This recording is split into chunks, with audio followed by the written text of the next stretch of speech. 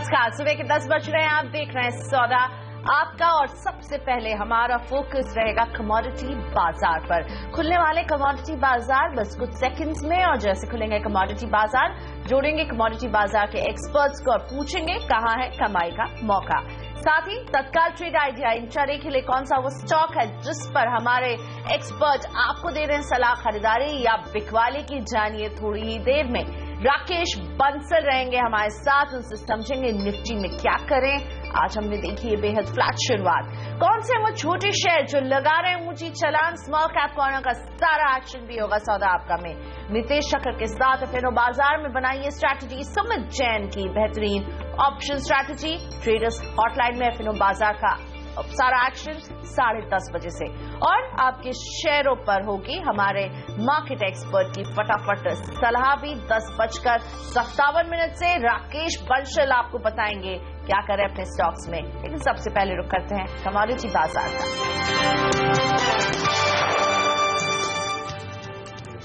Commodity बाजार में अभी फोकस करना चाहिए सोने में, क्योंकि सोने में जोरदार तेजी देखने को मिल रही है। ग्लोबल मार्केट में इसका दाम $1200 के पार चला गया है इस साल, यानी पिछले 15 दिन में सिर्फ अगर बात करें तो सोने का भाव करीब 5% उछल चुका है। डॉलर में दबाव से सोने की कीमतों को ये सपोर्ट मिल रहा है। इस बीच पिछले हफ्ते शुक्रवार को इस साल पहली बार SPDR गोल्ड की होल्डिंग में बढ़त देखी गई है, और ये बढ़कर 808 टन के पास पहुंच गया है। चांदी में भी तेजी बरकरार, और ये करीब ½ ऊपर कारोबार कर रहा है। दरअसल चांदी को तो बेस मेटल से भी सपोर्ट मिल रहा है, क्योंकि चांदी को एक तरह से प्रेशर्स के साथ साथ इंडस्ट्रियल मेटल की कैटेगरी में भी समझा जाता है। ग्लोबल मार्केट में कॉपर $5,925 प्रति टन के पास जा चुका है।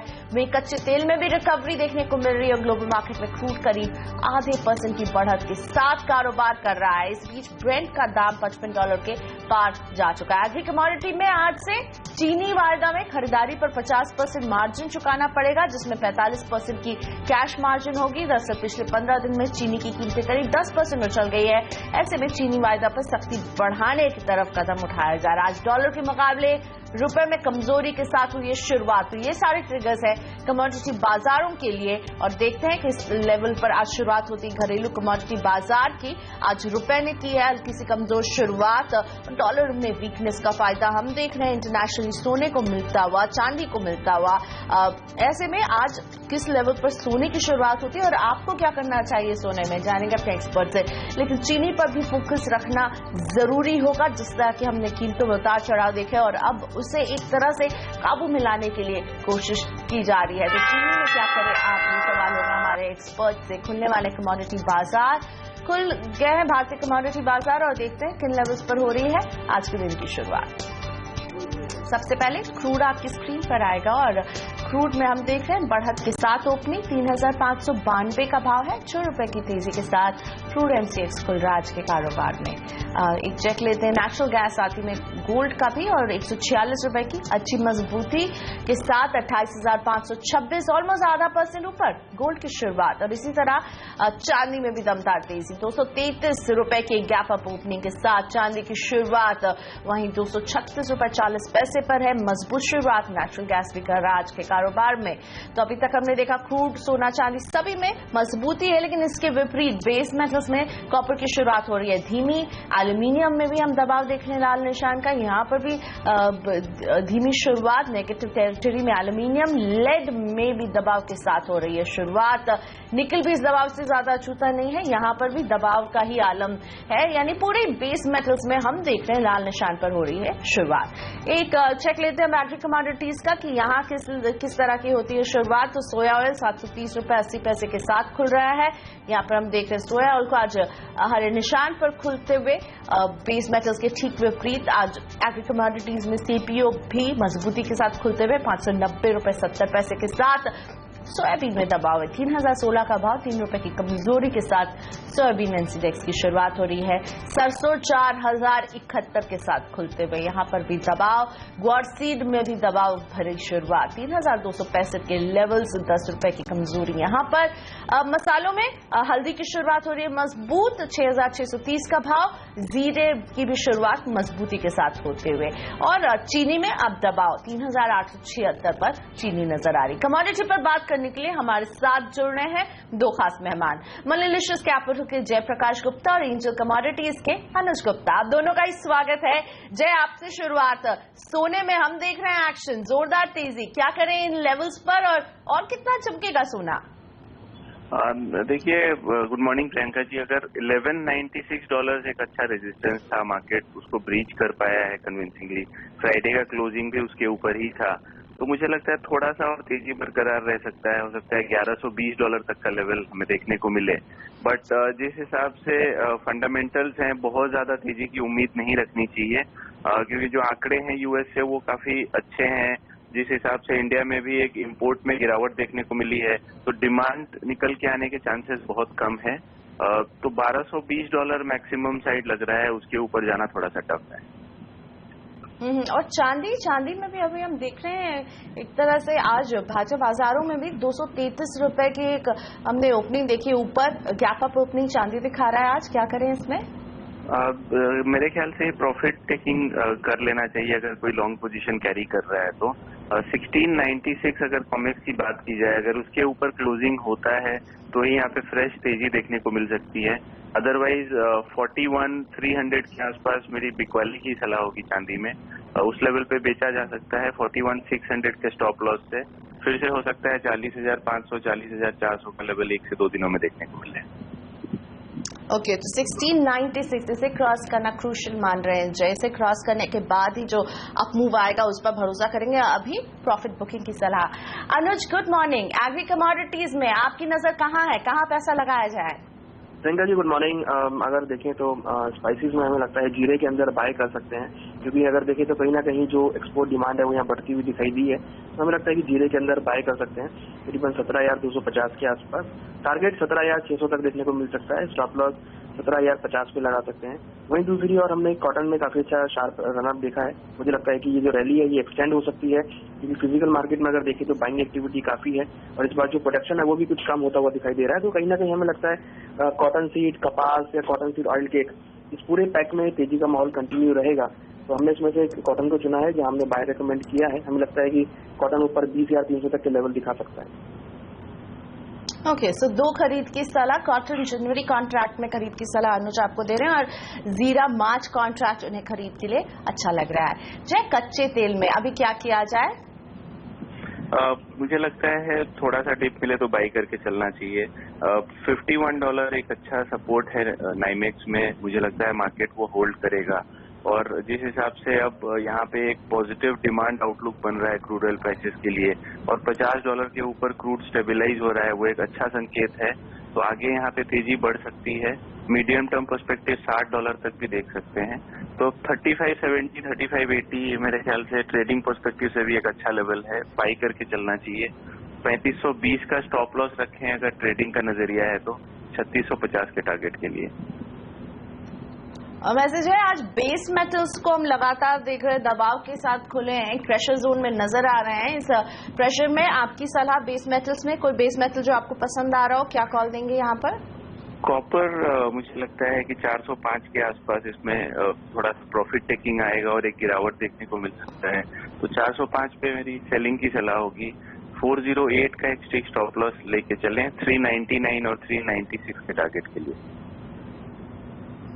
अनुज जी, चीनी पर देख रहे हैं हम कि मार्जिन बढ़ा दिया गया है, 50% कर दिया गया है। ऐसे में अभी शुगर पर आपकी क्या सलाह होगी? आज हमने शुरुआत देखी है शुगर की कमजोरी के साथ होते हुए।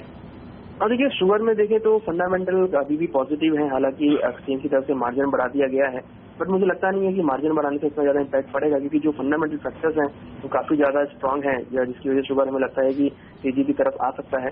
तो हालांकि जो शुगर के भाव है करीबन 3880 के आसपास मार्च वायदा में चल रहे हैं। मुझे लगता है कि थोड़ा बहुत करेक्शन हो सकता है कि भाव में देखने को मिले मार्जिन बढ़ाने के चलते, मगर अगर हम लॉन्ग टर्म पर्सपेक्टिव 2 या 3 महीने के पर्सपेक्टिव को देखते हैं तो हमें लगता है कि शुगर में तेजी का माहौल रहेगा, और हो सकता है कि भाव 4000 तक की रेंज में आते हुए दिखाई दे। साथ ही में रुपए में आज हम देख रहे हैं डॉलर के मुकाबले गिरावट के साथ हुई है शुरुआत। आपका व्यू करेंसी मार्केट पर? और देखिए करेंसी हमें लगता है कि डेप्रिशिएट हो सकती है और हमें लगता है कि इंडियन रुपीज में बाय करके चलना चाहिए। ऊपर टारगेट करीबन 68.6065 का देखने को मिल सकता है। वहीं अगर हम डॉलर इंडेक्स को देखें तो वो भी आज गैप से ओपन को खुला है और करीबन 101.50 के आसपास चल रहा है। तो कहीं ना कहीं रिकवरी डॉलर इंडेक्स में देखने को मिली, जिसका असर इंडियन रुपीज में देखने को मिल सकता है। हमें लगता है कि इंडियन रुपीज आज डेप्रिशिएट होकर ट्रेड हो सकता है। और आप बाय साइड रहना पसंद करेंगे यहाँ पर। अजय, आप क्या करेंगे रुपए में? आज जो हमने गिरावट देख रही है, आप उसके बाद क्या कॉल देंगे रुपए में? हाँ, देखिए दायरा बना हुआ है, 68 ब्रीच नहीं हो पा रहा है। मुझे लगता है ये 68 से 6860 का एक दायरा है, वो भी इस वीक कायम रह सकता है। तो थोड़ा सा वीकनेस के चांसेस हैं, वीक की शुरुआत है। मुझे लगता है बाई साइड में रहना चाहिए USD INR।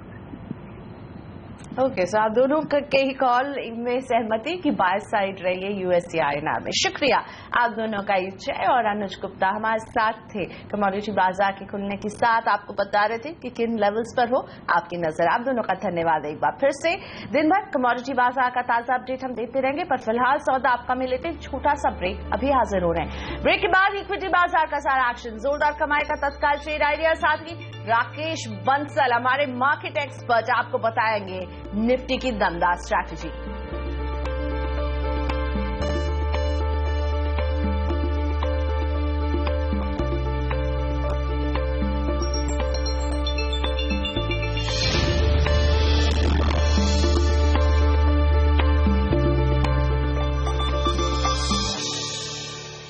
बाजार की बात कर रहे हैं, उससे पहले आपके लिए एक मौजूदा बाजार में वो ट्रेडिंग आइडिया जिससे आपको होगी जोरदार कमाई। वक्त है तत्काल ट्रेड आइडिया का।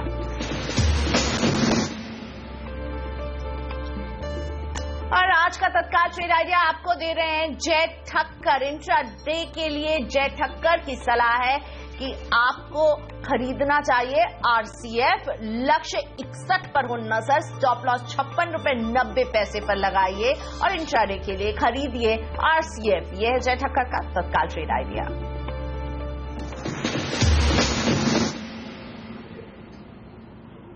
आज बाजारों ने की है बेहद फ्लैट शुरुआत और अभी भी हम देख रहे हैं फ्लैट ही हो रहा है कारोबार। सेंसेक्स में मामूली सी 8 अंकों की बढ़त पर है ये, लेकिन निफ्टी में 6 अंकों की गिरावट है। मिड कैप में हम देख रहे हैं थोड़ी सी अब बढ़ोतरी आ गई है सुबह के मुकाबले, लेकिन फिर भी फ्लैट ही है। 25 अंकों की मामूली बढ़त के साथ मिड कैप में हो रहा है कारोबार।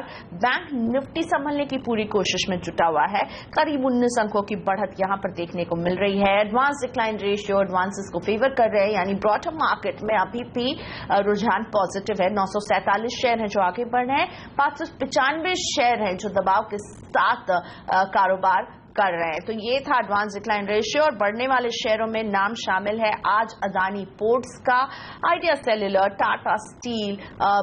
यहां पर हम देख रहे हैं तेजी के साथ हो रहा है कारोबार। साथ ही में इस तेजी में Tata Motors, lupin, yes bank भी शामिल है।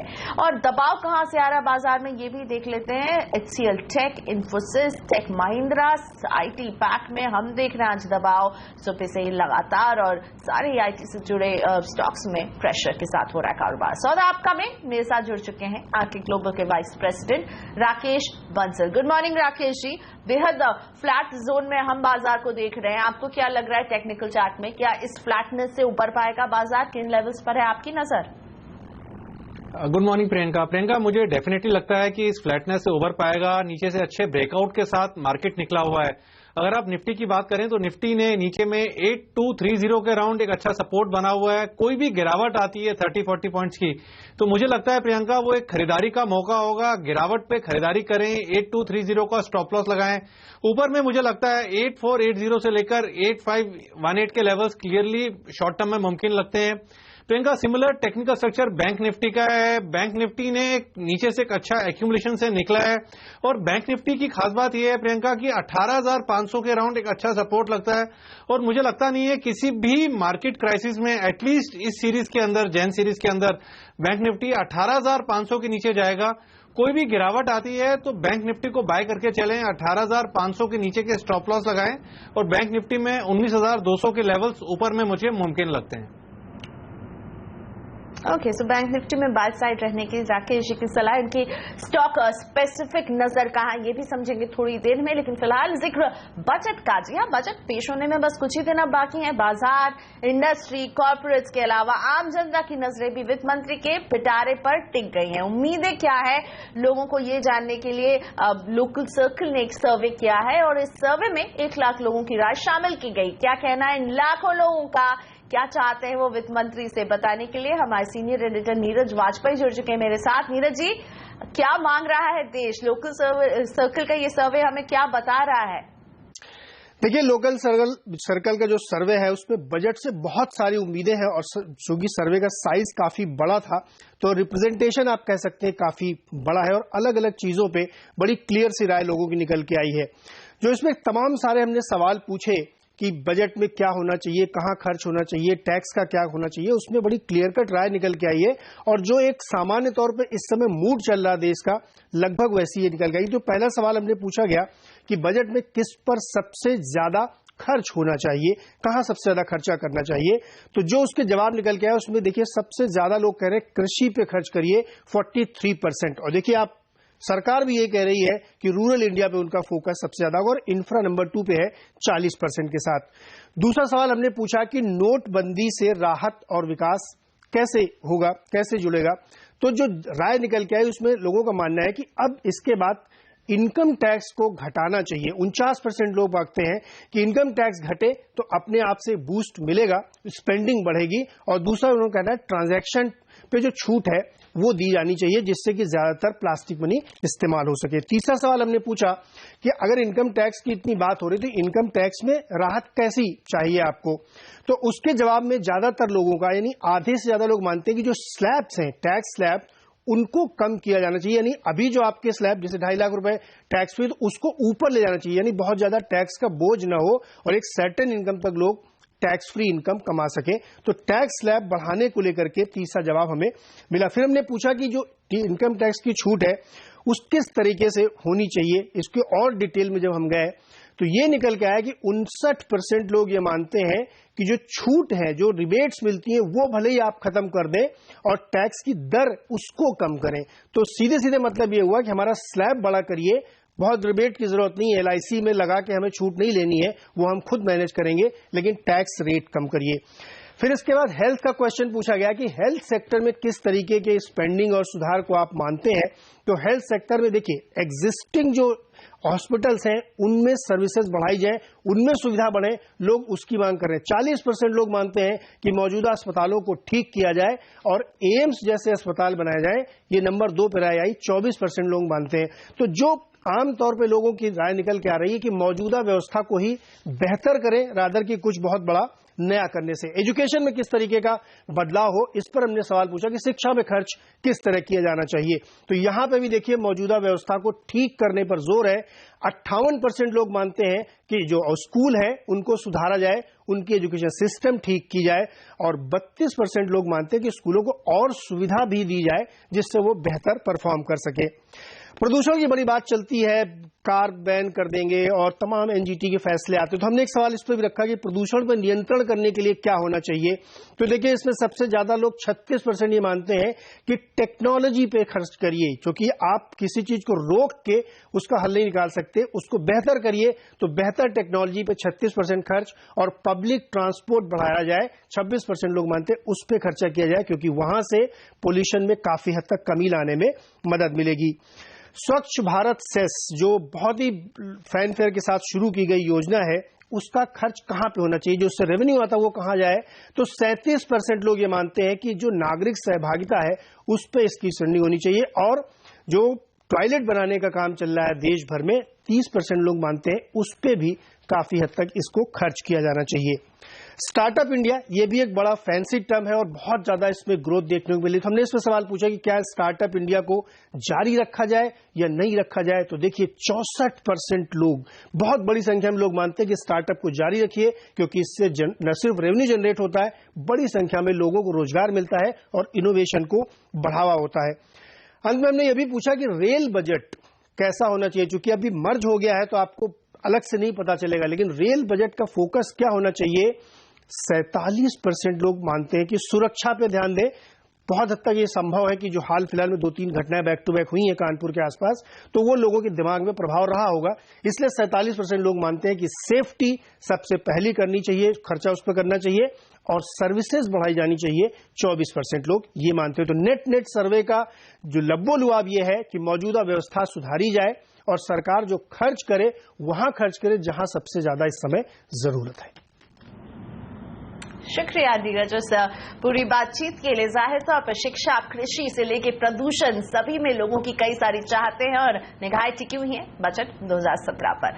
वक्त एक छोटे से ब्रेक का। ब्रेक के बाद राकेश बंसल की ट्रेडिंग टिप्स, साथ ही स्मॉल कैप कॉर्नर का एक्शन लेकर आएंगे वरुण दुबे आगे।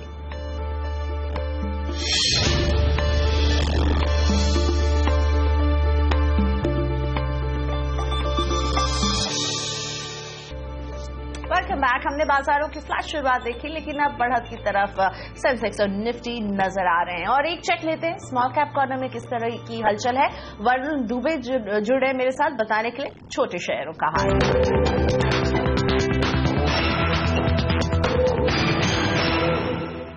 वैसे तो हफ्ते की सुस्त शुरुआत हुई है, लेकिन निचले स्तरों से कुछ हद तक यहाँ रिकवरी देखने मिल रही है। 0.4% के आसपास स्मॉल कैप इंडेक्स में रैली देखने मिल रही है। सबसे पहले उन स्टॉक्स पर नजर डालें जिनमें खबरों के चलते एक्शन है।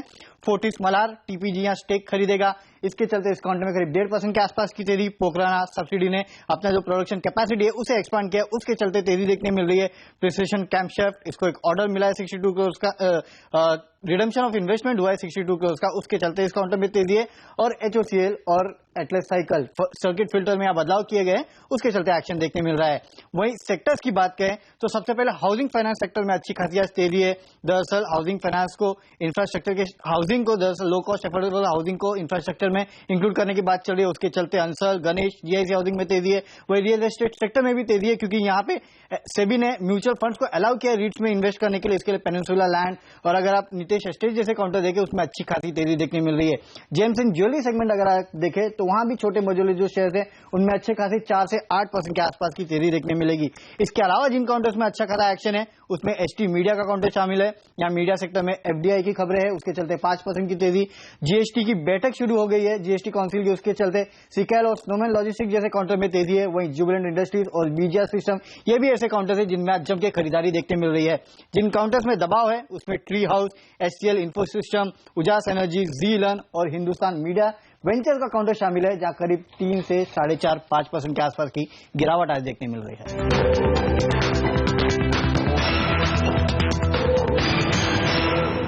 और अब राकेश बंसल की ट्रेडिंग टिप्स। राकेश जी, आपकी नजर कहां है?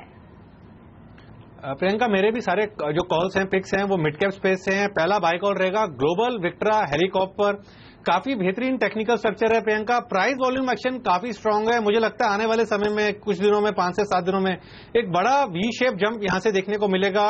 104 का स्टॉप लॉस, 146 के टारगेट के लिए इसको बाय करना चाहिए। दूसरा बाय कॉल रहेगा प्रियंका नोसिल पर। फ्राइडे के सेशन में एक 4 दिन की ट्रेडिंग रेंज से स्टॉक के अंदर ब्रेकआउट देखने को मिला है। 23 तारीख को रिजल्ट है और मुझे लगता है टेक्निकली रिजल्ट्स में एक पॉजिटिव सरप्राइज देखने को मिलेगा। शॉर्ट टर्म के लिए 70.60 के स्टॉप लॉस के साथ 80 रुपीज के लक्ष्य के लिए नोसिल को बाय करना चाहिए। And Priyanka, last buy call रहेगा जेके टायर पर। यहां पर फ्राइडे के सेशन में एक प्राइस ब्रेकआउट देखने को मिला था 126 के ऊपर। टेक्निकल स्ट्रक्चर काफी स्ट्रांग है। 121 का स्टॉप लॉस, 140 के टारगेट के लिए जेके टायर को बाय करने की सलाह रहेगी। शुक्रिया राकेश जी अपने पिक्स के लिए। लेते हैं छोटा सा ब्रेक। ब्रेक के बाद ट्रेडर्स हॉटलाइन एफएनओ बाजार की स्ट्रैटेजी लेकर आएंगी हर्षदा सावंत, उनके साथ जुड़ेंगे नितेश चक्कर और डेस्टिनी सिक्योरिटीज के सुमन जैन।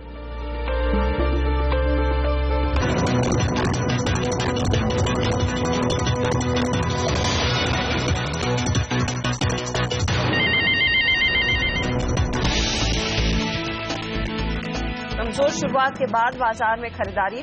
निचले स्तर से सेंसेक्स 100 पॉइंट उछला, निफ्टी 8,400 के ऊपर। मेटल और बैंकिंग शेयरों में खरीदारी। आज शाम आएंगे रिलायंस इंडस्ट्रीज के नतीजे। मुनाफा बढ़कर 7,850 करोड़ रुपए होने का अनुमान। ग्रॉस रिफाइनिंग मार्जिन भी $11.5 रहने की उम्मीद। टाटा मोटर्स पर brokerage house CLSA bullish. JLR और भारतीय कारोबार में सुधार की उम्मीद से लक्ष्य बढ़ाकर 650 किया, शेयर 1% भागा। कमजोर नतीजों के चलते इन्फोसिस की पिटाई जारी, मार्च तिमाही में भी चुनौतियां बने रहने की आशंका, बड़े ग्राहकों को लेकर बाजार की चिंताएं बढ़ी। और प्रिंट मीडिया में बढ़ सकता है विदेशी निवेश की सीमा, एफडीआई 26% से बढ़ाकर 49% करने की तैयारी, सीएनबीसी आवाज एक्सक्लूसिव। जीएसटी काउंसिल की अहम बैठक आज, डुअल कंट्रोल मुद्दे पर होगी चर्चा, सरकार की राज्यों के साथ गतिरोध खत्म करने की भी होगी पूरी कोशिश। नमस्कार, मैं हूं हर्षदा सावंत और इस खास पेशकश ट्रेडर्स हॉटलाइन में आप सभी का स्वागत है। आज का ट्रेड लेने से पहले एक बार हमसे बात जरूर करें। 1800-209-7890 पर आप हमें फोन लगाएं या फिर 7045220000 पर आप भेजें अपने सवाल व्हाट्सएप के जरिए। हमारे जानकार आपकी मदद करेंगे, बताएंगे आपको आपकी क्या ट्रेडिंग रणनीति होनी चाहिए। फिलहाल बाजार की चाल आपकी स्क्रीन पर लेकर आते हैं। शुरुआत थोड़ी सी सुस्त थी, लेकिन निचले लेवल से आ रही है रिकवरी। निफ्टी आपके सामने 8400 पर वापसी दिखाता हुआ नजर आ रहा है। साथ ही साथ अगर सेंसेक्स की चाल भी देखें तो यह 20.2 पर है, लेकिन दिन का लो जो था वो करीब 27,185 का था। वहां से एक अच्छी रिकवरी आती हुई दिखाई दी है। बैंक निफ्टी में भी करीब 52 अंकों की ही बढ़त देखने को मिल रही है। आज आपको बता दें कि वायदे बाजार या फिर ऑप्शंस मार्केट में किस तरह का एक्शन है, तो 8400 का कॉल और पुट दोनों ही काफी ज्यादा एक्टिवली ट्रेडेड लेवल्स हैं। ये आप देखेंगे 8,400 के पुट में 3.5 लाख शेयरों का एडिशन होता हुआ यहाँ पर प्रीमियम बढ़ गया है 6% तक का। वहीं अगर आप 8400 का कॉल देखें तो यहाँ पर भी पोजीशंस ऐड हो रही है, करीब 2.5 लाख शेयर जुड़े हैं। हालांकि प्रीमियम कुछ घटता हुआ दिखाई दिया है। दो और लेवल्स आपको बता दें, 8300 के पुट में हमने देखा है करीब 2 लाख शेयरों का एडिशन होता हुआ और 8,500 के कॉल में भी हम देख रहे हैं करीब 3 लाख शेयरों का एडिशन है। तो साफ तौर से ये एक दायरा है 8,300 से 8,500 का और काफी असमंजस है। इसीलिए आप देखेंगे कि जब भी बाजार ऊपर जा रहा है 8400 के पार निकल रहा है, मुनाफा वसूली आ रही है और निचले लेवल्स पर 8400 के नीचे खरीदारी जोर पकड़ती हुई दिखाई दे रही है। अब कैसे समझना चाहिए आज के ट्रेड को, क्या आपकी पोजीशनिंग होनी चाहिए, इस सब पे बात करेंगे। हमारे साथ टेक्निकल्स पर बात करने के लिए मितेश ठक्कर जुड़ गए हैं और डेरिवेटिव चेक लेंगे सुमित जैन से। आज दोनों का ही स्वागत है आपका। सुमित, सबसे पहले बताइए, ये जो 200 पॉइंट का दायरा है, क्या इससे कुछ बाजार ब्रेकआउट करने की कोशिश कर पाएगा या फिर इस 200 पॉइंट के दायरे में ही ट्रेड किया जाए और क्या बेस्ट स्ट्रैटेजी हो फिर? मेरे हिसाब से फिलहाल के लिए ये जो 200 पॉइंट का दायरा है इसके बीच में ही मार्केट ट्रेड करेगा। हालांकि हम लोग एक बहुत बड़े इवेंट की तरफ बढ़ रहे हैं, जो एनुअल इवेंट है, जो यूनियन बजट है, इंडिया का यूनियन बजट, उसकी तरफ बढ़ रहे हैं। इसीलिए हमने देखा कि एक दिसंबर के महीने से 8,000 और 8,300 का दायरा था मार्केट्स का और वो 8,300 का दायरा टूटा जनवरी सीरीज में। परंतु इस बार भी जो देखने हमें मिल रहा है, आज 8,200 की जो पुट है उसमें करीब 6.1 मिलियन शेयर्स हैं और 8,400 का जो कॉल है उसमें 5.3 मिलियन शेयर्स है। तो ये जो है ये दायरा बस थोड़ा सा हल्का बढ़ा है और ये बढ़ा भी इसके वजह से है क्योंकि हम लोग एक रिजल्ट सीजन में चल रहे हैं, काफी सारे हैवी वेट्स के रिजल्ट्स आते हैं। तो उस हिसाब से मेरे ख्याल से ये 200 पॉइंट का दायरा बना रहेगा और जो भी हमें मूव देखने मिलेगी वो अगले एक्सपायरी में बजट के बाद ही देखने मिलेगी। ओके, तो आप बेसिकली कह रहे हैं फिर उस लिहाज से पोजीशन बिकवाली की होनी चाहिए? जी, जैसा आपने भी थोड़ी देर पहले कहा कि एक 8,400 की जो कॉल है उसके अंदर जितना ओपन इंटरेस्ट खड़ा है, हर बार जब 8,400 के पास बाजार ट्रेड करते हुए नजर आता है तो वहां पर हमें निफ्टी को सेल करते हुए चलना चाहिए। ओके, मितेश, आपकी क्या सलाह होगी? आई थिंक मेरा भी थोड़ा सा डिफरेंट है। मुझे लगता है कि एक रैली के बाद मार्केट ने एक इम्पॉर्टेंट लेवल को हिट किया है 8460 से 8500 के बीच में, जो कि डिमॉनेटाइजेशन के बाद गिरती हुई गैप थी, ट्रम्प इलेक्शन के बाद जो एक बड़ी गैप थी, वहां पे जाके ब्रीदर जरूर लिया है, परंतु ट्रेंड रिवर्सल का कोई साइन नहीं है। तो शायद कंसोलिडेशन होगा। एक 200 पॉइंट की रेंज में निफ्टी ट्रेड कर सकता है, 200 पॉइंट की रेंज में करीबन 8320 नीचे में और 8460 8500 के लेवल्स ऊपर में आई थिंक इंपॉर्टेंट रहेंगे। और इस रेंज में आई थिंक काफी हद तक सेक्टर रोटेशन भी होगा और आप देखेंगे कि मिड कैप स्टॉक्स भी आउट परफॉर्म करेंगे, फर्टिलाइजर्स वगैरह etcetera. So I think trading आप उस हिसाब से करें कि नीचे में बाइंग की रणनीति अपना लार्ज कैप्स में और ऊपर में अगर आप ट्रेड कर रहे हैं तो मिड कैप्स में जब भी ब्रेकआउट्स आते हैं तो वहां पे आप ज्यादा फोकस रखें, मिड कैप्स पर ज्यादा फोकस करें। लेकिन आज का ट्रेड भी देखेंगे तो मिड कैप्स में ही सबसे ज्यादा एक्शन देखने को मिल रहा है। खासकर रियल्टी कंपनियां HDIL, DLF अच्छी तेजी बनती हुई यहां पर दिखाई दी है। ओपन इंटरेस्ट करीब 9.5 से 10% बढ़ा है इन स्टॉक्स में। स्टॉक्स पर अगर आप नजर डालें, DLF 5% ऊपर, HDIL में करीब 3% तक की बढ़त देखने को मिली और वजह भी है, उसी पर बाजार रिएक्ट कर रहा है कि रीट्स यानी कि रियल एस्टेट इन्वेस्टमेंट ट्रस्ट जो एक SPV बनाती है ये कंपनियां, उसमें अब म्यूचुअल फंड्स भी पैसा लगा पाएंगे और वो एक बड़ा जरिया रहेगा इन तमाम कंपनियों के लिए, खासकर DLF जैसे प्लेस के लिए बाजार से पूंजी उठाने का। इस पर सुमित आपकी क्या कॉल रहेगी? क्या अभी भी खरीदारी की जा सकती है? जी, DLF का जो ऑप्शन चेन है वहां पर जो मैं देख रहा हूं, एक करीब 49 लाख का ओपन इंटरेस्ट खड़ा है 130 की कॉल पर। तो यहां पर मैं सजेस्ट करूंगा कि बाय ना करें, DLF थोड़े से करेक्शन के लिए रुके, उसके बाद ही बाय करें तो बेहतर होगा। ओके, तो DLF आज भले ही एक्टिव हो, इस समय खरीदारी में जोखिम जरूर है। इसके अलावा हेवल्स, कावेरी सीड, BAML तमाम एक्टिव काउंटर्स हैं आज के ट्रेड के, जहां पर हमने देखा है ओपन इंटरेस्ट काफी ज्यादा बढ़ता हुआ दिखाई दिया है। नई तेजी की पोजीशंस स्पेशली हेवल्स में आती दिखाई जरूर दे रही है। हमारे साथ इस बीच पंकज मिश्रा लाइन पर है बक्सर से। पंकज जी नमस्कार, बताइए। नमस्कार मैम, मैंने 1040 का इन्फी का कॉल लिया हुआ है 7 रुपए के भाव पे, हम इसमें क्या करें? 7 रुपए के भाव पर इन्फोसिस के तो हालत काफी खराब है, स्पेशली नंबर्स को लेकर 961 के आसपास ट्रेड करता हुआ। सुमित, क्या काट ले पोजीशन? जी, एक 1000 का जो कॉल है इन्फी का, उसके ऊपर एक 25 लाख शेयर्स का ओपन इंटरेस्ट बना हुआ है, जो कि एक बहुत बड़ा रेजिस्टेंस है। तो क्लियरली ये कॉल काफी far out of the money है और यहाँ पर ये काट लेंगे तो बेहतर होगा। इन्हें यहाँ से कोई एक्सपेक्टेशन नहीं रखनी चाहिए इस ट्रेड से। ओके, तो एग्जिट कीजिए सर, क्योंकि अब ना नतीजों से तो बाजार थोड़ा सा अभी भी निराश है। कई ब्रोकरेजेस ने इसको अभी भी डाउनग्रेड किया है। आउटलुक नर्म है अगले 2 क्वार्टर्स का, तो तेजी की पोजीशन से बचें इन्फोसिस में इस समय। अगले दर्शक से बात करते हैं, राजेश जैन मुंबई के रहने वाले हैं। बताइए राजेश। मैडम नमस्ते। नमस्कार सर। मैं 864 का एक लॉट मेरे पास लिया हुआ है, तो still can I hold this lot और sell? Please I need your suggestion. Okay, Rajesh ji ने 864 पर ये पोजीशन ली है। मितेश, इनको एक पहले स्टॉप लॉस सुझा दीजिए, क्योंकि 848 पर आ चुका है शेयर, उसको लेकर ही ये थोड़े से नर्वस हुए हैं।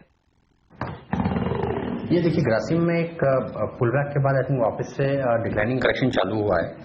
मेरे ख्याल से यहाँ पर आप जो पहला इंपॉर्टेंट लेवल ध्यान में रखें वो रखें करीबन 834 का। आई थिंक नीचे में बड़ा सपोर्ट वही है और ऊपर में आई थिंक स्टॉक 860 865 के रेंज में रहेगा। तो आपका जो बाइंग है करीबन रेंज के अपर एंड की तरफ आ गया है। तो अगर 834 नहीं तोड़ता तो इस रेंज में आपको वापस ऊपर में एग्जिट देने का मौका मिलेगा, परंतु स्टॉप लॉस थोड़ा सा डीप है करंट लेवल से। चलिए, स्टॉप लॉस नीचे का है सर 834 का। आपने क्योंकि खरीदा एकदम ऊंचाई पर है, इसीलिए थोड़ा सा पेन आपको झेलना पड़ेगा, लेकिन 834 का स्टॉप लॉस लगाइए और अगर ये होल्ड करता है तो मोमेंटम लौटेगा। 864 के लेवल्स तो डेफिनेटली आते दिखाई देते हैं। ये फिलहाल राय आपके लिए। अब अगला सवाल ले लेते हैं प्रशांत का दिल्ली से। बताइए प्रशांत। प्रशांत, क्या आपको मेरी आवाज सुनाई दे रही है? मुझे लगता है वहां पर संपर्क नहीं बन पाया है, लेकिन इन्होंने जो सवाल भेजा वो मेरे ख्याल में सनफार्मा पर इनका कॉल इन्होंने लिया हुआ है 680 का, 2 रुपए 60 पैसे की पोजीशन। सुमित, क्या कहेंगे आप? जी, फिलहाल इनका कॉल जो इन्होंने ट्रेड लिया है ये आसपास ही चल रहा है रेट। मेरे हिसाब से एक ये कर सकते हैं, 1 रुपए 50 पैसे का एक स्टॉप लॉस लगा करके कॉल को होल्ड करें। यहाँ पर अगर इन्हें 3 रुपए 20 पैसे मिले तो ये बुक कर ले, क्योंकि एक बड़ा सा ओपन इंटरेस्ट बना हुआ है 660 की कॉल में 7,40,000 शेयर का। तो ये मिलना अगर हुआ तो बुक कर ले। ओके, तो कुछ टाइम दीजिए इस ट्रेड को और आपकी प्राइस निकलती है तो फिर आप एग्जिट ले लें। 650 के आसपास फिलहाल ये ट्रेड बनता हुआ दिखाई जरूर दे रहा है। 1 रुपए 50 पैसे आपके लिए स्टॉप लॉस का काम करेगा। सनातन साहू लाइन पर हैं भुवनेश्वर से। साहू साहब नमस्कार। नमस्कार। बताइए सर। मैम, ये मदरसुन सुन्नी हमारे पास है 335 से 3 लाख एवरेज रेट है। ठीक है, ये कहाँ तक अभी एक्सपायरी, मतलब ये बजट से पहले कहाँ तक हो जाएगा? ठीक है, बजट के पहले कहाँ तक पहुंचेगा, ये अच्छा सवाल है। 330 के आसपास तो ये ट्रेड कर रहा है, 335 की खरीद है। मितेश, क्या कॉल रहेगा आपका इस पर? यहाँ पर थोड़ा सा पॉजिटिवली एक्साइटेड हूँ। आई थिंक स्टॉक का पैटर्न काफी अच्छा है और 335-36 का इसका ब्रेकआउट लेवल है। अगर उसके ऊपर जाएगा और जाने के चांसेस काफी ब्राइट हैं तो 355 तक ये जाना चाहिए बजट तक। अब ये 335-36 के ऊपर नहीं गया तो आई थिंक ट्रेड फेल होने के चांसेस है कम है, परंतु अगर ऐसा होता है तो आप 324 के नीचे का स्टॉप लॉस लगा के स्टॉक को होल्ड करें। 324 के नीचे का स्टॉप लॉस लगाइए सर, होल्ड कीजिए। याद रखिए आज ये 330 के नीचे आया है, 329 के आसपास ट्रेड आता हुआ। वक्त हो रहा है इसी के साथ एक छोटे से ब्रेक का, लेकिन आगे हमारे दोनों जानकार आपको बताएंगे आज अगर ट्रेड लेना है तो कौन से स्टॉक्स आपको फायदा दिलाएंगे और साथ ही ऑप्शंस की स्ट्रैटेजी भी, ये सब ब्रेक के बाद।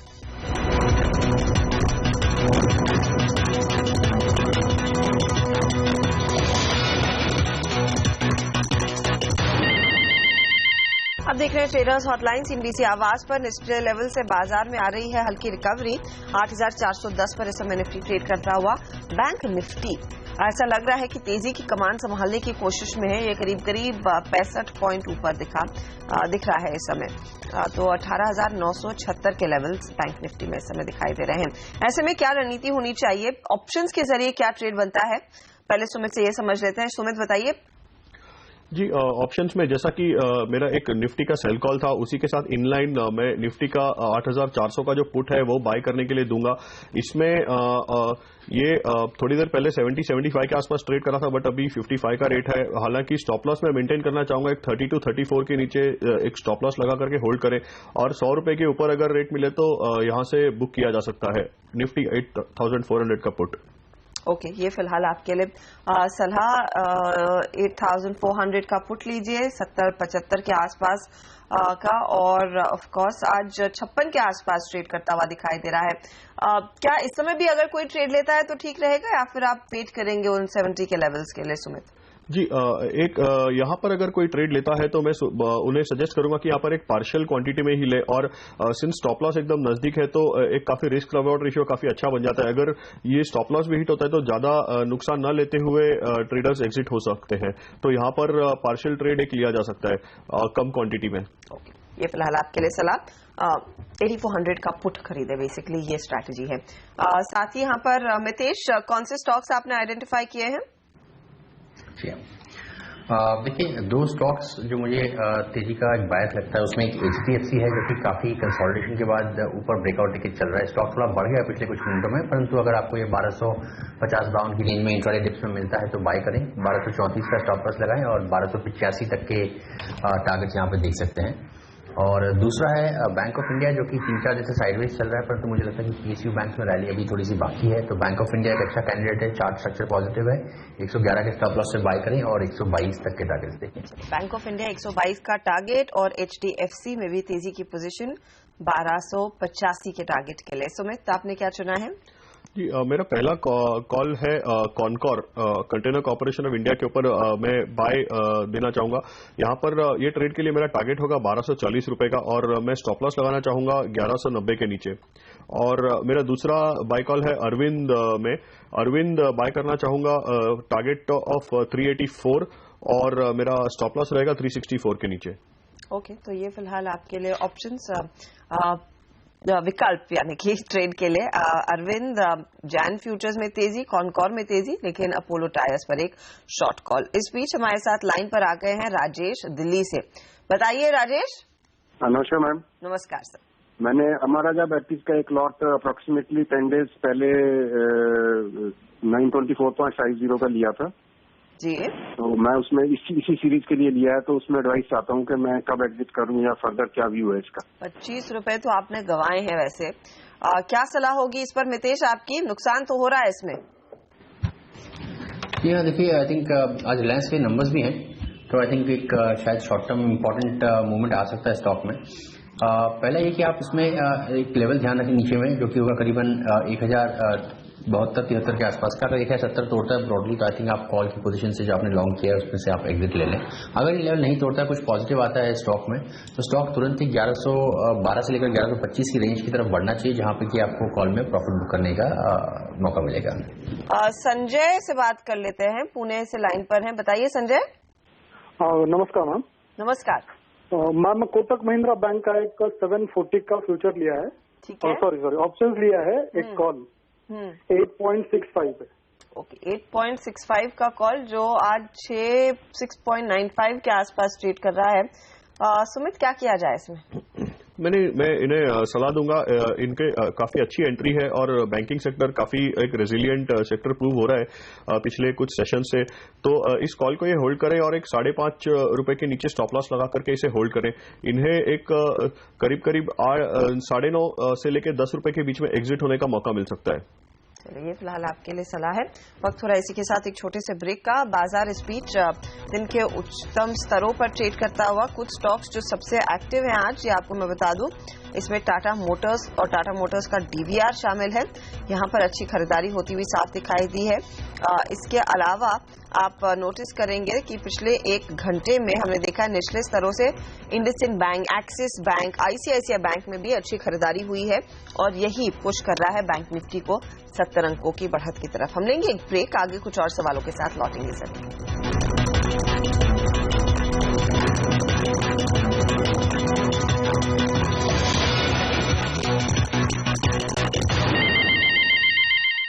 हमारे साथ हमारे जानकार है जो आपके सवालों के जवाब दे रहे हैं। रतन अब लाइन पर हैं, उनसे बात कर लेते हैं। रतन, बताइए क्या पोजीशन है आपकी? मैम, मैंने 57.50 पे आईडीएफसी बैंक का कॉल लिया है 4 रुपीज पे। IDFC bank? जी सर, ये आपने ना आईडीएफसी लिया होगा। आईडीएफसी नहीं, आपने पोजीशन कब ली? मैम, मैंने पोजीशन ली है करीब 15 डेज बैक और 4 रुपए पे मैंने कॉल ली है। ये अभी इस पे 2 रुपए के करीब मुझे प्रॉफिट मिल रहा है, तो शुड आई वेट और एग्जिट बुक द प्रॉफिट? ठीक है, ये आईडीएफसी बैंक तो 63-65 पर ट्रेड कर रहा है। उस लिहाज से अगर इसको देखें सुमित, क्या सलाह होगी? जी, आज मेरे ख्याल से ये स्ट्राइक के ऊपर कोई ट्रेड नहीं हुआ है। यहाँ पर इनका इतना डीप इन द मनी जा चुका है कॉल, तो काफी अच्छी बात है। यहाँ पर ये इनफैक्ट स्ट्रेटेजी ऐसे कर सकते हैं कि यहाँ पर एक ट्रेड में बुक करके और फ्यूचर बाय कर सकते हैं अगर इन्हें तेजी बरकरार रखनी हो तो। ओके, क्योंकि आपने पहले 15 दिन पहले लिया हुआ है, उस लिहाज से आपने जो डेटा दिया है ये राय आ रही है सुमित की आप एग्जिट कर लीजिए और अगर आप तेजी में रहना चाहते हैं तो आप वायदे में खरीदिए, फ्यूचर्स में लीजिए ये पोजीशन। सेंचुरी टेक्सटाइल पर अब सवाल आया है आशीष शुक्ला का। कानपुर के रहने वाले हैं ये और इन्होंने व्हाट्सएप किया है, 852 पर खरीद हुई है। मितेश, क्या सलाह होगी आपकी? देखिए, आई थिंक ये ट्रेड में ऑलरेडी स्टॉप लॉस 820 के आसपास लगा के निकल जाना चाहिए था, क्योंकि 820 नीचे स्टॉप लॉस वीक रहेगा। 820 कैप्चर होगा तो ही पॉजिटिव होगा और मुझे अभी कोई ऐसा सिग्नल नहीं दिख रहा है कि 820 इमीडिएटली क्रॉस करेगा, तो मेरे ख्याल से एग्जिट कर ले तो बेटर है। चलिए, एग्जिट करना होगा सर, क्योंकि काफी नीचे आ चुका है शेयर। 850 वैसे एक स्टॉप लॉस था उस ट्रेड में और उसी के नीचे आज ट्रेड करता हुआ, तो एग्जिट कर लीजिए। शुक्रिया सुमित और मितेश, आप दोनों का ही हमारे लिए समय निकालकर अपनी राय देने के लिए आज के बाजार पर। 8404 पर निफ्टी ट्रेड करता हुआ सपाट है, लेकिन निचले लेवल से अच्छी रिकवरी आती हुई दिखाई दी है। ब्रेक के बाद आपके कुछ और सवालों के जवाब देंगे। हमारे साथ होंगी प्रियंका संभव और सवालों के जवाब देने के लिए राकेश बंसल।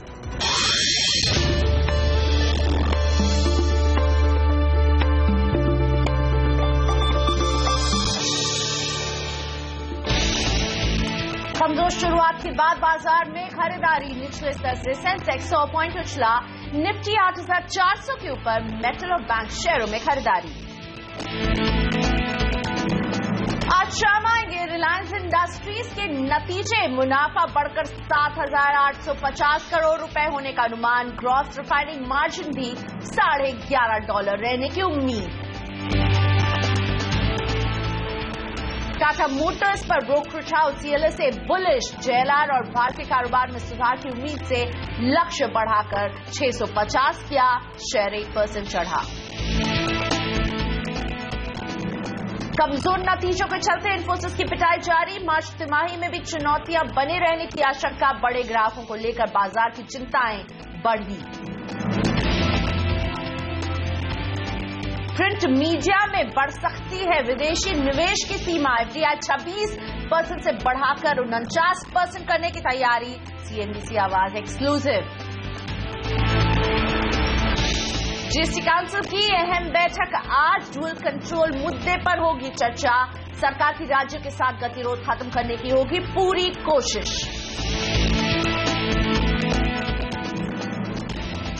तो हमने आज बाजारों की फ्लैट शुरुआत देखी, वहां से हल्की सी रिकवरी आई है, लेकिन वापस निफ्टी में हम देख रहे हैं हल्का सा दबाव आते हुए। लेकिन सेंसेक्स अभी भी हरे निशान पर 22 अंकों की बढ़त के साथ हो रहा है यहाँ कारोबार। मिड कैप में हम 28 अंकों की बढ़त देख रहे हैं। बैंक निफ्टी अच्छा खासा सपोर्ट दे रहा था, लेकिन उन लेवल से थोड़ा सा अब नीचे आ गया है।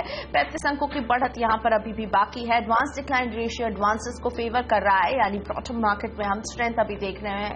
1006 शेयर है जो आगे बढ़ रहे हैं। 582 शेयर है इनके सामने, जहां दिख रहा है दबाव। बढ़ने वाले शेयरों में अदानी पोर्ट्स, टाटा स्टील, जी एंटरटेनमेंट, इनमें हम देख रहे हैं बढ़त पर हो रहा है कारोबार। आइडिया सेल्युलर, टाटा मोटर्स और ल्यूपिन भी बढ़त बनाने में आज के बाजार में अभी तक कामयाब साबित हो रहे हैं। और आपके शेयरों पर फटाफट सलाह देने के लिए और बाजार को समझने के लिए मेरे साथ हैं आरके ग्लोबल के राकेश बंसल।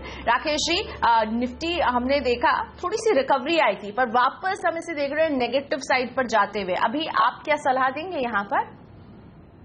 प्रियंका, मेरा ऐसा मानना है कि निफ्टी में अगर कोई प्रेशर बनता है, आज के दिन 30-40 पॉइंट्स का डिक्लाइन आता है, तो निफ्टी को बाय करके चलना चाहिए। निफ्टी में नीचे में 8230 के अराउंड एक अच्छा सपोर्ट है और मुझे लगता नहीं है कि सपोर्ट नीचे में जल्दी में टूटेगा। एंड दूसरा प्रियंका, जो निफ्टी में प्रेशर बन रहा है वो बेसिकली आईटी से बन रहा है और आईटी हैवीवेट्स काफी नेगेटिव बायस के साथ ट्रेड कर रहे हैं। दूसरी तरफ आप देखें तो Nifty clearly buy on decline वाला एसिड है। 30 या 40 पॉइंट का डिक्लाइन अगर आता है तो गिरावट पे बाय करके चलना चाहिए। और अब रुक करते हैं स्टॉक्स फटाफट का। अगले 6 मिनट तक रहिए हमारे साथ। राकेश बंसल आपको बताएंगे क्या करें अपने स्टॉक में, खरीदें, बने रहें या फिर वहां से निकलें।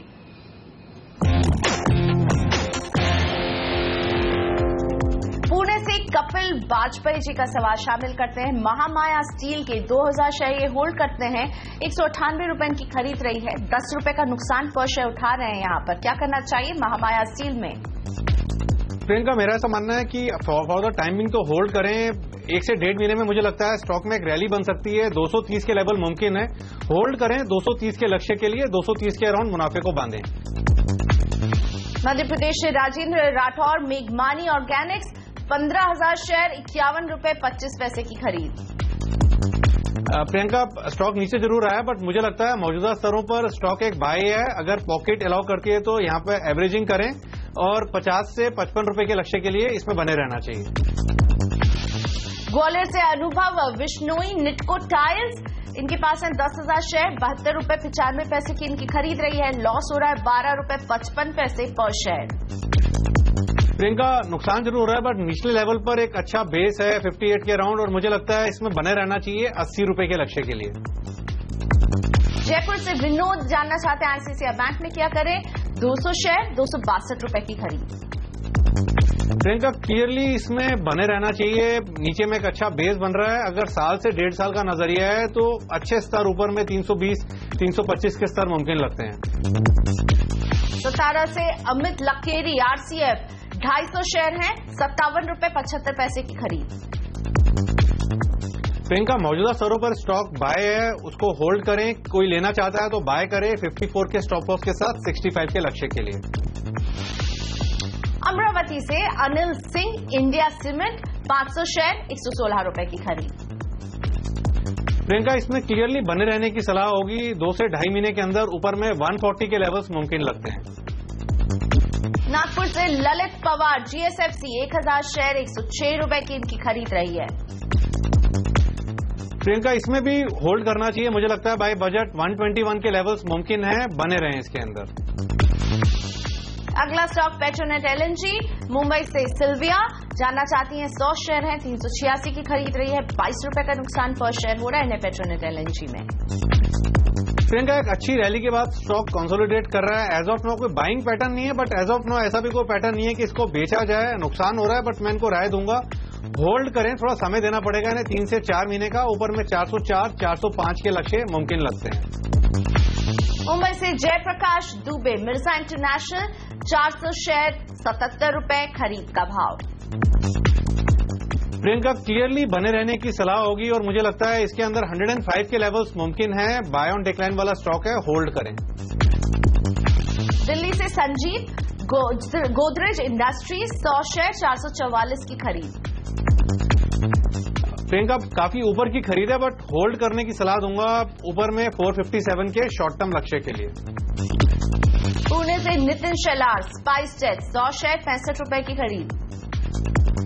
प्रियंका, क्लियरली बने रहना चाहिए। इनफैक्ट मौजूदा स्तरों पर स्पाइस जेट और इंडिगो जैसे स्टॉक्स बाय हैं। स्पाइस जेट को होल्ड करें 77 के लक्ष्य के लिए। अगला सवाल उमर फारूकी का, श्रीनगर से वॉकहार्ट 200 शेयर 720 की खरीद। प्रियंका, काफी कमजोर टेक्निकल स्ट्रक्चर है। इन स्तरों पर या उछाल पर बिकवाली की राय रहेगी। जयपुर से SP Singh, L&T finance 200 share 94 रुपए इनकी खरीद का भाव रहा है। प्रियंका, खरीद भी महंगी नहीं है, टेक्निकल स्ट्रक्चर अच्छा है, बने रहने की सलाह दूंगा। साल से 1.5 साल का नजरिया बना के इसको होल्ड करते हैं तो 130-135 के लेवल्स ऊपर में मुमकिन है। कोलकाता से मयूख, ऑयल इंडिया 100 शेयर 350 की खरीद। प्रियंका, क्लियरली बने रहने की सलाह होगी। टेक्निकल स्ट्रक्चर काफी स्ट्रांग है और मुझे लगता है साल से 1.5 साल में इस स्टॉक के अंदर ऊपर में 500 के लेवल्स मुमकिन है, होल्ड करना चाहिए। वृंदावन से गोविंद मिश्रा, एचपीसीएल 250 शेयर है 490 इनकी खरीद का भाव। प्रियंका, काफी स्ट्रांग टेक्निकल स्ट्रक्चर है एंटायर और ऑयल मार्केटिंग स्पेस का, इसमें बने रहने की सलाह होगी। साल से 1.5 साल का नजरिया बना के इसको होल्ड करें, एक अच्छा इजाफा मौजूदा स्तरों से देखने को मिल सकता है। जामनगर से शिल्पा, पीएफसी 100 शेयर 135 रुपए की खरीद। प्रियंका, क्लियरली बने रहने की सलाह होगी। पीएसयूज एक फ्लेवर हैं और एनर्जी सेक्टर में काफी अच्छा टेक्निकल स्ट्रक्चर है। पीएफसी में भी 6 से 8 महीने का नजरिया बना के होल्ड करते हैं तो एक अच्छा इजाफा मौजूदा स्तरों से देखने को मिल सकता है। नासिक से काजल, एलआईसी हाउसिंग फाइनेंस 100 शेयर 528 रुपए इनकी खरीद का भाव रहा है। फिलहाल इन्हें हो रहा है फायदा 7 रुपए पर शेयर। प्रियंका, होल्ड करना चाहिए। अभी एक बड़ी करेक्शन स्टॉक में देखने को मिली थी और मुझे लगता है इस स्टॉक में 2 से 3 महीने में 580-590 के लेवल्स मुमकिन है।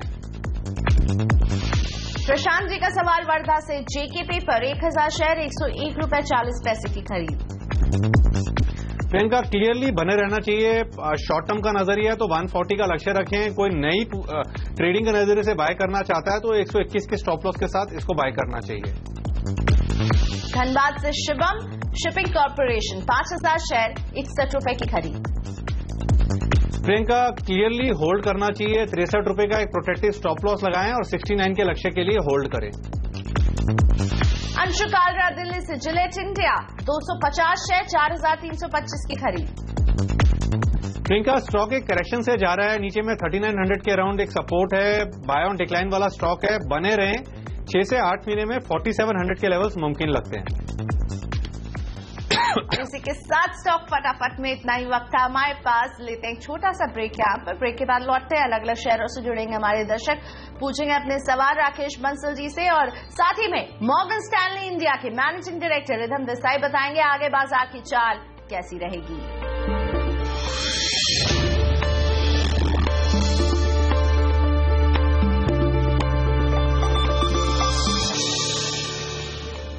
सीएनबीसी आवाज की 12वीं सालगिरह के मौके पर हमने बाजार के कई दिग्गजों से बात की और ये जानने की कोशिश की कि आगे बाजार की चाल कैसी रहेगी और लंबी अवधि में किन सेक्टर या शेयरों में अच्छे रिटर्न की उम्मीद है। इसी कड़ी में सीएनबीसी आवाज के मार्केट एडिटर अनिल सिंघवी ने बात की जाने माने दिग्गज और मॉर्गन स्टैनली इंडिया के मैनेजिंग डायरेक्टर रिधम देसाई से।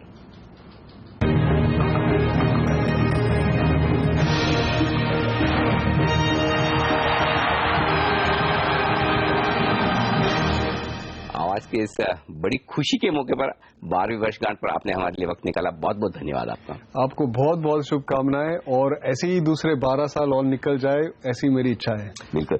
मुझे ये बताइए सर, ये 12 सालों का पिछला जो कॉन्फिडेंस है, अगले 12 साल बेहतर होने वाले हैं ना? होने तो चाहिए अनिल जी, और मेरी ये मान्यता भी है कि होंगे, तो अगले 12 साल पिछले 12 साल से बेहतर होंगे। अच्छा, अब मैं ये 12 साल जो बेहतर होने वाले हैं उसके ऊपर राय लूं, उससे पहले एक सबसे बड़ा सवाल साल 2017 को लेकर, क्योंकि इस साल भी आपसे पहली बार बात हो रही है।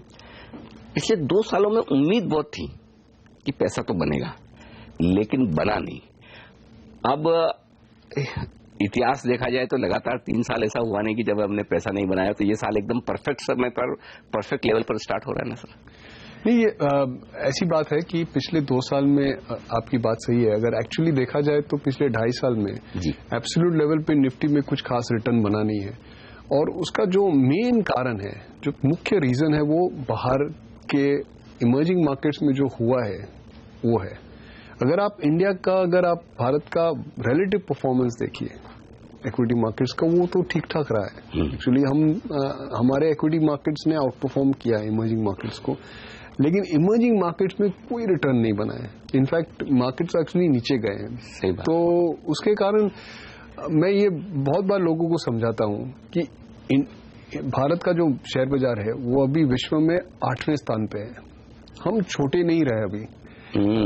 वो आप 12 साल पहले ना छोटा मार्केट था, ये मिड कैप स्टॉक था। राइट। तो मिड कैप स्टॉक क्या अपना चीज कर सकता है। बाजार में मंदी होती है तो भी मिड कैप स्टॉक 30% बढ़ सकता है। राइट। लेकिन जब आप लार्ज कैप बन जाते हो, जो इंडिया है अब, तो आप बाकी देशों से अलग नहीं हो सकते हो, ज्यादा नहीं हो सकते, थोड़े से हो सकते हो। ठीक बात है। इंडिया ने भी किया है पिछले 2.5 साल में। मैं 2.5 साल का इसलिए मैं आपको उदाहरण दे रहा हूं क्योंकि वो वहां पे सरकार चेंज हुई थी। तो सबकी नजर वो है, उस पे है कि मोदी सरकार बनी उसके बाद क्या हुआ है। तो करीबन 2.5 साल, एक्चुअली 2.5 साल से थोड़े ऊपर हो गए। तो इस दौरान इंडिया का आउट परफॉर्मेंस हुआ है, लेकिन एब्सोल्यूट परफॉर्मेंस नहीं हुआ है, क्योंकि एब्सोल्यूट परफॉर्मेंस का जो लोड है वो इमर्जिंग मार्केट से आया नहीं है, तो वहां से आपको सपोर्ट नहीं मिला है। अब 2017 में भी कुछ ऐसा ही मामला है। अगर आप देखिए तो इमर्जिंग मार्केट का प्रॉब्लम है, क्योंकि डॉलर लगातार ऊपर जा रहा है। और हमारा ये मानना है कि डॉलर और भी ऊपर जा सकता है। ओके। और जब भी डॉलर में तेजी आती है तो इमर्जिंग मार्केट के परफॉर्मेंस में हमेशा दबाव रहता है। तो ये चल ही रहा है सिलसिला। एक्चुअली पिछले 12 महीने, पिछले 24 महीने से चल रहा है, और आगे भी 17 में यही सिलसिला है। इमर्जिंग मार्केट के संदर्भ में भारत का परफॉर्मेंस बेहतर होना चाहिए, लेकिन मेरा ये मानना है कि ये साल हमारे यहाँ एब्सोल्यूट रिटर्न भी आ सकता है। और पिछले 2 साल की तुलना में जहां पे वैल्यूएशंस है आज इक्विटी मार्केट्स के, आई थिंक 12 महीने का अगर फोकस करें तो इंडिया में 10 से 15% रिटर्न मिल सकते हैं इक्विटी इंडेक्स में। इंडेक्स में 10 से 15% रिटर्न बहुत अच्छे गए जाएंगे। ये देखो, आप 10 से 15 से संतुष्ट हो रहे हो, एक्सपेक्टेशन इतने लो है, कम हो गई है। तो ये एक अच्छी अच्छा एक बेस है। एक्सपेक्टेशन लो है, वैल्यूएशन ठीक ठाक है, और जैसे मैं कहता हूँ काफी अनसर्टेनिटी है। अनसर्टेनिटी का हिंदी अनुवाद मुझे अनिश्चितता। हाँ, अनिश्चितता। लेकिन अगर आप देखिए तो point of uncertainty, high uncertainty is also equal two point of high return. जब सब कुछ निश्चय रहता है तब शेयर बाजार में पैसा नहीं बनता है। 2007 में ले लो, खूब तेजी थी बाजार में, इकोनॉमी में। 2008 में आपको रिटर्न्स नहीं मिले। तो ये अनिश्चितता आपका मित्र है, आपका दोस्त है। तो इसको आप अपनाइए, थोड़ा सा रिस्क लीजिए और शेयर खरीदिए। फिर ये बताइए सर, तेजी कहाँ करनी है? हाँ। 3 सेक्टर्स जो आपको पसंद है इस साल के। तो पहला जो आउट ऑफ कंसेंसस है वो मेरे हिसाब से टेक्नोलॉजी है। अच्छा। हाँ, तो बहुत मंदी में है लोग। ऐसा लग रहा है उनको कि H1B के वीजा को लेके, बाकी यूएस का जो पॉलिसी एनवायरनमेंट है उसे लेके टेक्नोलॉजी में नुकसान होगा। 5-7 साल का अगर आप व्यू पकड़ो तो हो सकता है कि ग्रोथ कम हो जाए, लेकिन आज के दिन में जो भाव में है और शेयर के दाम जो आज है, उससे मुझे लग रहा है कि रिस्क अपसाइड पे, डाउनसाइड पे नहीं है। तो मुझे लग रहा है कि उस पर आप ध्यान रखना चाहिए, क्योंकि अमेरिका में कैपेक्स रिकवरी होने की संभावना है ये साल, और वहां पे अगर कॉर्पोरेट स्पेंडिंग बढ़ रहा है तो अपनी टेक कंपनीज को भी ऑर्डर्स मिलेंगे। तो मेरे हिसाब से ये अपॉर्चुनिटी बनती है आपको टेक खरीदने का। दूसरे दो जो सेक्टर है वो स्ट्रक्चरल है, वो 5 या 10 साल के लिए आप ले सकते हो। एक तो है डिस्क्रिशनरी कंज्यूमर, जैसे ऑटोमोबाइल्स, मीडिया, रिटेल, उस तरह के कंज्यूमर अप्लायंसेस, और दूसरा है फाइनेंशियल, जिसमें मैं प्राइवेट सेक्टर और एनबीएफसी को रखता हूं।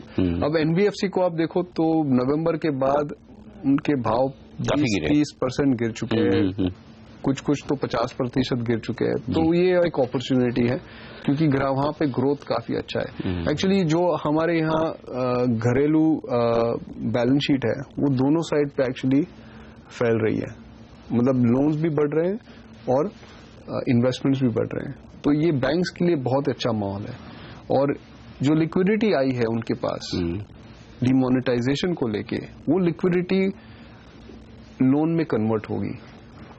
बहुत पहले से जब मैं ये इंडस्ट्री में पहले बार आया था तब ये सीखा था कि बैंक्स के लिए लिक्विडिटी सबसे इम्पोर्टेंट है, और आज ये लिक्विडिटी उनके पास आ गई है, तो ये लोन में कन्वर्ट होगा अगले 12-18 महीनों में। तो हो सकता है 1-2 क्वार्टर की अर्निंग्स खराब आए, लेकिन उसके बाद आई थिंक अर्निंग्स काफी अच्छे हो जाएंगे। तो ये अपॉर्चुनिटी है। तो मेरे हिसाब से प्राइवेट सेक्टर बैंक्स और एनबीएफसीज और डिस्क्रिशनरी कंज्यूमर्स, ये 2 सेक्टर में आपको तेजी रखनी चाहिए। कंज्यूमर स्टेपल में मेरा व्यू थोड़ा सा नरम है। 2 कारण है, एक तो वैल्यूएशंस महंगे हैं और दूसरा कि कमोडिटी के दाम बढ़ रहे हैं और उनको पिछले 2 साल में काफी फायदा हुआ था कमोडिटी प्राइसेस के गिरने के कारण, तो वो फायदा अब निकल जाएगा। तो वहां पे थोड़ा सा संभल के रहना चाहिए। तो कंज्यूमर में अंतर कर रहा हूं मैं स्टेपल और डिस्क्रिशनरी। बिल्कुल।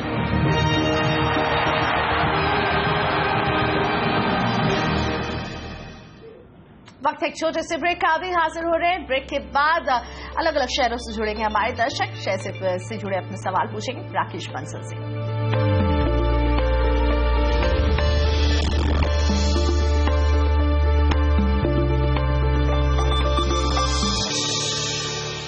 Welcome back. आप देख रहे हैं सौदा आपका। मुंबई से देवेंद्र सिंह भी मेरे साथ फोन लाइन पर हैं। नमस्ते देवेंद्र जी, बताइए कौन सा शेयर है आपके पास? राकेश बंसल है आज हमारे मार्केट एक्सपर्ट, आपको सलाह देंगे, बताइए। Hello, good morning ma'am. Ma'am 200 share मेरे पास मार्क्स फार्मा के पड़े हैं, 55 का बाइंग है, और 200 शेयर आईडीएफसी के भी पड़े हैं, 66.5 का बाइंग है। ओके, और दोनों को आपने शॉर्ट टर्म के लिए लिया है देवेंद्र जी या लंबी अवधि का नजरिया है? मैं 2 से 3 महीने का व्यू है मेरा। ओके, मार्क्स एंड फार्मा और आईडीएफसी पर सलाह चाहते हैं। और राकेश जी आप बताइए क्या सलाह देंगे आप? इन्हें लॉस हो रहा है मार्क्स एंड फार्मा में करीब 14 रुपए 70 पैसे का, आईडीएफसी इनकी खरीद का भाव 66 रुपए रहा है, और अभी आप इन्हें क्या सलाह देना चाहेंगे? प्रियंका, मार्क्स एंड फार्मा का टेक्निकल स्ट्रक्चर अच्छा नहीं लगता है। इन स्तरों पर या उछाल पर नुकसान के साथ बिकवाली की राय रहेगी। आईडीएफसी से भी मैं इनको निकलने की सलाह दूंगा। अगर इसी समूह में रहना है तो IDFC bank as compared to IDFC एक अच्छा विकल्प लगता है। आईडीएफसी से स्विच करें आईडीएफसी बैंक में, मार्क्स एंड फार्मा को बेचें। जिस तरीके से इनका प्रियंका 2 से 3 महीने का नजरिया है, तो इनको मैं 2 स्टॉक सुझाऊंगा। ग्लोबल विक्ट्रा हेलीकॉप को बाय करें 104 के स्टॉप लॉस के साथ 146 के लक्ष्य के लिए, और दूसरा नोसिल को बाय कर सकते हैं 70 रुपए 60 पैसे के स्टॉप लॉस के साथ 80 रुपए के लक्ष्य के लिए। जिस तरीके से इनका शॉर्ट टर्म नजरिया है, मार्क्स एंड फार्मा से स्विच करें, जो ये 2 स्टॉक्स मैंने बताए हैं। बिल्कुल, सो मार्क्स एंड फार्मा से तो क्लियर एक्सिट, ग्लोबल विक्ट्रा और नोसिल में खरीद की सलाह दे रहे हैं राकेश जी। जयपुर से दिलीप जैन जी से बात करते हैं। नमस्ते दिलीप जी, बताइए कौन सा शेयर है आपके पास? मेरे पास मैडम शिल्पी केबल के 500 शेयर है, तो मैं को अभी 2-3 महीने होल्ड करने का चाहता हूँ मैं, तो क्या करें इसके लिए? मेरे को सही रहा 195 रुपए में आपने खरीदा है? हाँ मैडम। ओके, राकेश जी शिल्पी केबल में क्या करना चाहिए दिलीप जैन जी को? प्रॉफिट इन्हें हो रहा है 21 रुपए 90 पैसे पर शेयर। प्रियंका, क्लियरली होल्ड करना चाहिए। जिस तरीके से इनका नजरिया है 2 से 3 महीना, ये उसको होल्ड करना चाहते हैं और बिल्कुल होल्ड करना चाहिए। मुझे लगता है मुनाफे में इजाफा देखने को मिलेगा आने वाले 2 से 3 महीने के अंदर, और ऊपर में 245 के लक्ष्य मुझे क्लियरली मुमकिन लगते हैं। होल्ड करें 245 के टारगेट्स के लिए। ओके, सो 245 का लक्ष्य देख रहे हैं शिल्पी केबल में। अगला सवाल पूछने के लिए गांधीनगर से जय पटेल जुड़ चुके हैं। नमस्ते पटेल साहब, बताइए कौन सा शेयर है आपके पास? फाइन है, ये 103 पे लिए हुए ले रखे है, और 200 शेयर है मेरे पास, तो कितने टाइम तक मेरे को रखना चाहिए? स्टॉप लॉस कितना रखना चाहिए? आपका कोई ऐसा टाइम फ्रेम नहीं, आप लंबी अवधि के लिए भी रुक सकते हैं इसमें क्या? हाँ, 1 ईयर तक अभी मैं राह देख सकता हूँ। 1 ईयर तक, ओके। और स्टॉप लॉस चाहते हैं, टारगेट भी समझना चाहते हैं। Camlin fine sciences technical charts पर कैसा दिख रहा है राकेश जी? प्रियंका, कैमलिन फाइन साइंस का टेक्निकल स्ट्रक्चर काफी अच्छा है। स्टॉक एक एक्यूमुलेशन में घूम रहा है प्रियंका, अभी ट्रेडिंग में स्टॉक नहीं है कि जो मैं इनको स्टॉप लॉस बताऊं, बट क्लियरली इसको होल्ड करना चाहिए। ये एक बार स्टॉक ऊपर में 118 119 की एक नेकलाइन है, जैसे ही तोड़ के उसके ऊपर निकलेगा तब ये स्टॉक ट्रेडिंग के अंदर आएगा, तब इसके अंदर नई बाइंग करनी चाहिए। फिलहाल तो मैं इनको राय दूंगा 99 रुपीज का एक स्टॉप लॉस लगाएं होल्ड करें, 118 के लेवल्स पे नजर रखें। जैसे ही लेवल टूटते हैं और इसके ऊपर स्टॉक क्लोजिंग लेता है, स्टॉक तब एक स्ट्रांग बाइंग कैंडिडेट बनेगा और तब स्टॉक के अंदर 140, 145 के लक्ष्य देखने को मिल सकते हैं। ओके, और अब लखनऊ से रवि जी है मेरे साथ। बताइए रवि जी, कौन सा स्टॉक है आपके पास? जी मेरे पास जिंदल स्टील एंड पावर के शेयर हैं, 10,000 शेयर, 82 रुपीज में बाय कर सकते हैं। ओके, और अभी आपको हो रहा है नुकसान ₹1.30 का, पर क्वांटिटी ज्यादा है, 10,000 शेयर। क्या व्यू देना चाहेंगे आप Rakesh ji Jindal steel and power में? प्रियंका, हालांकि जिंदल स्टील एंड पावर ने बाकी metal counter, specially steel counters को अंडर परफॉर्म करा है रैली के अंदर, बट टेक्निकली मुझे लगता है वर्स्ट इस स्टॉक के लिए ओवर है। स्टॉक ने नीचे में 65 के अराउंड एक अच्छा बेस बनाया है। मैं इन्हें राय दूंगा इसको होल्ड करना चाहिए और जल्दबाजी ना करें मुनाफा बांधने के लिए, क्योंकि इन्होंने काफी पेन देखा है और मुझे लगता है एटलीस्ट कंजर्वेटिव बेसिस पे भी ऊपर में 96, 97 के लेवल्स क्लियरली मुमकिन लगते हैं। इसी के साथ राकेश जी धन्यवाद, आपने वक्त निकाला सौदा आपका के लिए, हमारे दर्शकों का मार्गदर्शन किया। सौदा आपका में मुझे भी यही इजाजत दीजिए। आगे कमोडिटी बाजार का सारा एक्शन कमोडिटी राउंड अप में मुग्धा मिश्रा के साथ। नमस्कार।